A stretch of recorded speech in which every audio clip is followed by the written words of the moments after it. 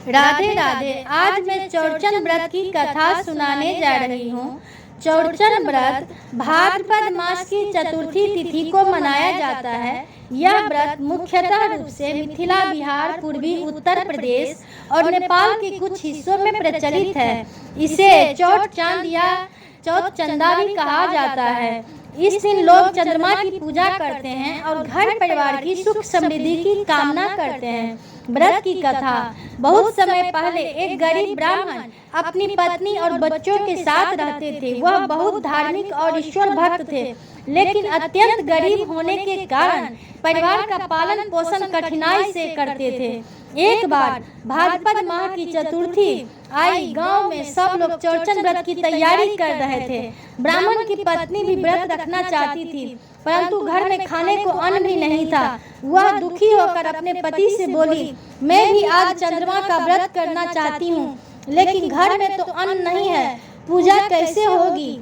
ब्राह्मण बोला, धैर्य रखो, भगवान स्वयं उपाय करेंगे। इतने में गांव का एक धनी बनिया वहां आया और ब्राह्मण को अपने यहाँ से अनाज, फल, मिठाई आदि सामान उधार में दे दिया। ब्राह्मण की पत्नी ने उसी से व्रत की पूजा सामग्री तैयार की। संध्या के समय चौक सजाकर अरबा चावल, दही, मिठाई, फल आदि से चंद्रमा को अर्घ्य दिया। पूरे विधान से व्रत किया। रात में चमत्कार हुआ।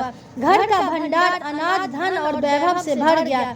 परिवार में सुख समृद्धि आ गई। सब लोग तब से चौड़चन मनाने लगे। जो श्रद्धा भक्ति से चौड़चन का व्रत करके चंद्रमा की पूजा करते हैं, उनके घर में सुख समृद्धि, धन धान और सौभाग्य की कभी कमी नहीं होता है। व्रत की विधि बताने जा रही हूँ। प्रातः स्नान करके व्रत का संकल्प लिया जाता है। दिन भर उपवास या फलाहार रखा जाता है। शाम को आंगन या छत पर चौक सजाया जाता है। मिट्टी या गोबर से चौक बनाकर उस पर अरबा चावल, दही, मिठाई, फल रखे जाते हैं। चंद्रमा उदय होने पर उसे दूध, जल और दही का अर्घ्य दिया जाता है। इसके बाद कथा सुनकर प्रसाद ग्रहण किया जाता है। व्रत का महत्व। यह व्रत परिवार में समृद्धि और सौभाग्य लाता है। इसे करने से चंद्र दोष और मानसिक कष्ट दूर होते हैं। घर में सुख शांति और धन धान्य की वृद्धि होती है।